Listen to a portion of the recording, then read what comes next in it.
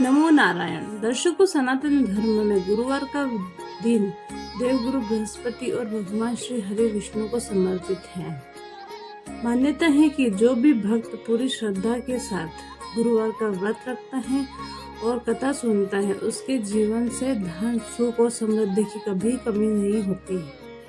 आज की इस वीडियो में हम श्रवण करेंगे गुरुवार व्रत की वह पौराणिक और चमत्कारिक कथा, जिसे सुनने मात्र से ही दरिद्रता दूर हो जाती है। आइए कथा का रसपान करते हैं। प्राचीन काल की बात है। एक राज्य में एक बड़ा ही प्रतापी और दानी राजा राज्य करता था। वह हर गुरुवार को गरीबों और ब्राह्मणों को दान देकर पुण्य कमाता था। लेकिन यह बात उसकी रानी को बिल्कुल पसंद नहीं थी।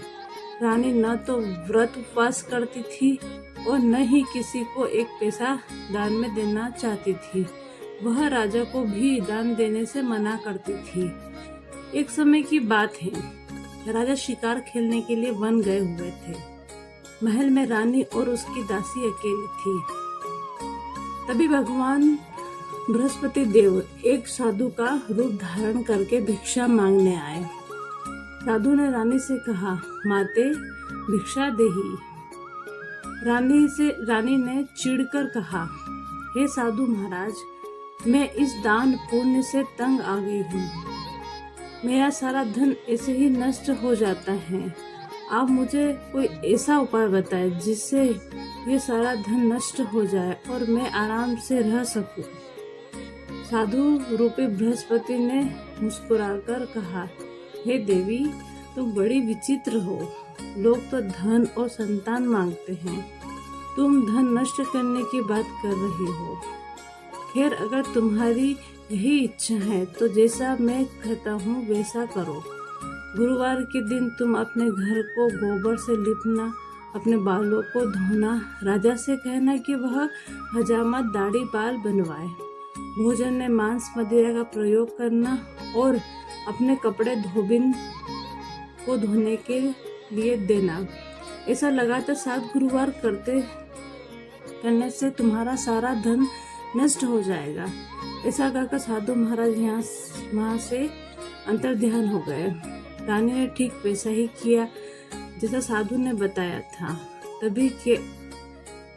अभी केवल 3 गुरुवार ही बीते थे कि राजा की सारी संपत्ति नष्ट हो गई। राजकोष खाली हो गया और राजा का परिवार दाने दाने को तरसने लगा। राजा और उसका परिवार भूखमरी की कगार पर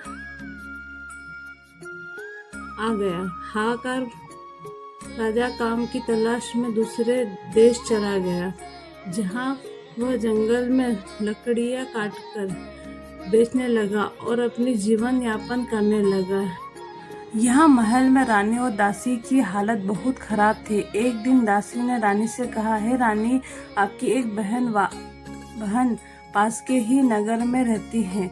वह बहुत धनी है। आप उसके पास जाइए और कुछ अनाज मांग लाइए ताकि हमारा पेट भर सके। रानी अपनी बहन के पास गई। उस दिन गुरुवार था और उसकी बहन बृहस्पति देव की कथा सुन रही थी।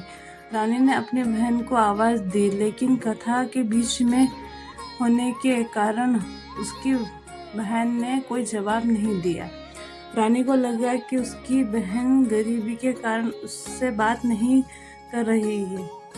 वह दुखी होकर वापस लौट आई। जब उसकी बहन कथा सुन चुकी तो वह दौड़ती हुई रानी के महल आई और बोली, बहन, मुझे क्षमा करना, मैं गुरुवार की व्रत कथा सुन रही थी, इसलिए बोल नहीं सकी। बताओ क्या बात है। रानी ने रोते हुए अपनी सारी व्यथा कह सुनाई। बहन का दिल पसीज गया। उसने रानी को बहुत सारा अनाज और धन दिया। रानी की दासी ने उस अनाज से सुंदर भोजन बनाया। तभी वहाँ दोबारा साधु के रूप में बृहस्पति आए और भिक्षा मांगने लगे। दासी ने बड़ी श्रद्धा के साथ साधु महाराज को भोजन कराया। भोजन से प्रसन्न होकर साधु ने दासी से कहा, हे बेटी, तुम गुरुवार का व्रत क्यों नहीं करती? इस व्रत को करने से सभी मनोकामनाएं पूरी होती हैं। दासी ने कहा, महाराज, हमारे पास तो व्रत के लिए चने की दाल, मुनक्का और पीला कपड़ा भी नहीं है।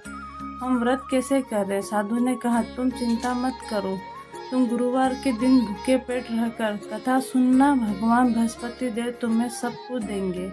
अगले गुरुवार दासी ने वैसा ही किया। उसने व्रत रखा और पड़ोसी से कथा सुनकर आई।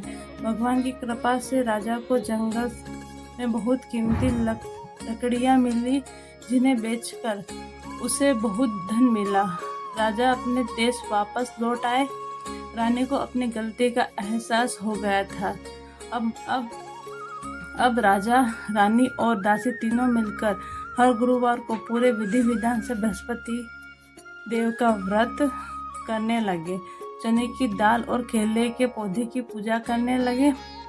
भगवान बृहस्पति की कृपा से उनका खोया हुआ धन, वैभव और राजपाट वापस मिल गया और वे अंत में मोक्ष को प्राप्त हुए। तो दर्शकों, यह थी गुरुवार व्रत की महिमा। जो भी मनुष्य इस कथा को पढ़ता या सुनता है, बृहस्पति देव उसके जीवन के सभी कष्टों को हर लेते हैं।